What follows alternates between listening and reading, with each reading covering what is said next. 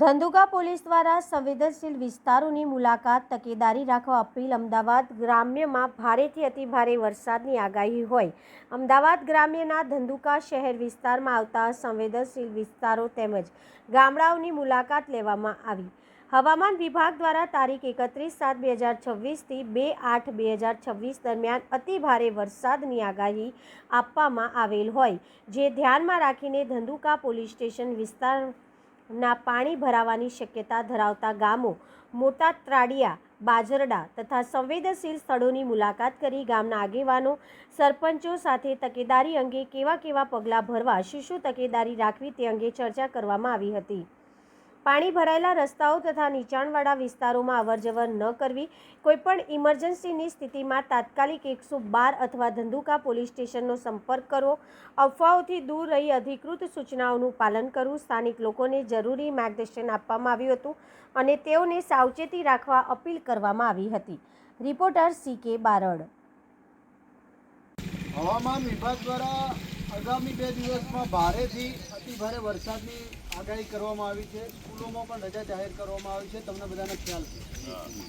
તો આ સમય દરમિયાન જો ભારે વરસાદ પડશે તો આપના ગામમાં પણ પાણી આવવાની શક્યતા છે. નીચાણવાળા જે વિસ્તારો છે એમાં પણ પાણી આવવાની શક્યતા છે. તો આપ સૌએ ગ્રામજનોએ આમાં તકેદારી રાખવાની છે કે નીચાણવાળા અથવા તો પાણી આ રોડ ઉપર, જેમ કે પાણી જાય છે તો આ રોડ ઉપર કોઈ બિનજરૂરી વાહન લઈને આ રોડ ઉપર જાય નહીં, બરાબર. અને આપના કોઈ નાના બાળકો પાણીમાં કે રમવા કે તરવા માટે જાય નહીં, એ પણ બધા કાળજી રાખજો. કોઈ પણ આવી ઘટના કે કંઈ પણ એવું લાગે તો પોલીસને તાત્કાલિક સંપર્ક કરવામાં અમે આપની મદદ માટે તૈયાર રહીશું. આપનો જે જરૂરી ચીજવસ્તુ, ઘરવખરીનો સામાન છે આપની પાસે પહેલેથી જ રાખો, જેથી કરીને બહાર આપને લેવા જવું ન પડે. અને કંઈ પણ આવો બનાવ બને તો તાત્કાલિક પોલીસને ઇન્ફોર્મ કરવાનું રહેશે.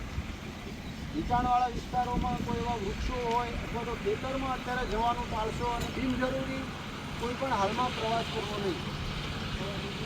આ તમામ જે પોલીસ તરફથી જે સૂચનાઓ આપવામાં આવે છે એમનું આપણે સૌએ પાલન કરવાનું રહેશે. આપણે બધાને ખ્યાલ છે ને. એમાં ખાસ કરીને આપણા જિલ્લામાં આગામી 2 દિવસમાં રેડ એલર્ટ પણ આપવામાં આવ્યું છે. એટલે ભારેથી અતિ ભારે વરસાદ પડી શકે છે. તો તમારે ખાસ બધાએ તકેદારી રાખવાની છે કે જ્યાં પાણી ભરાય નીચાણવાળા વિસ્તારમાં ખાસ કોઈએ જવું નહીં. અને જ્યાં રોડ ઉપર પાણી આવતું હોય તો ત્યાં કોઈએ વાહન લઈને પણ જવું નહીં. અને ખાસ કરીને આવા જે નાના બાળકો છે એ પાણીમાં તરવા કે રમવા ના જાય એની તમારે તકેદારી રાખવાની છે. અને જરૂરી દવા, જરૂરી પીવાનું પાણી, ખોરાક પોતાના ઘરમાં અત્યારથી જ રાખવું, જેથી તમારે ક્યાંય બહાર જવું ન પડે. અને કોઈ પણ મુશ્કેલીના સમયે તમારે જરૂર પડે તો પોલીસનો 112 નંબર છે અથવા તો તમે પોલીસ સ્ટેશનનો પણ સંપર્ક કરી શકો છો. ખાસ કરીને કોઈ આ વીજના તાર હોય, કોઈ એવા ગંભીર જે વૃક્ષો હોય ત્યાં ખાસ કરીને કોઈએ જવું નહીં. તો આ તમામ તકેદારી અને પોલીસની જે સૂચનાઓ છે એનું તમારે પાલન કરવાનું છે. ખ્યાલ આવી ગયો બધા?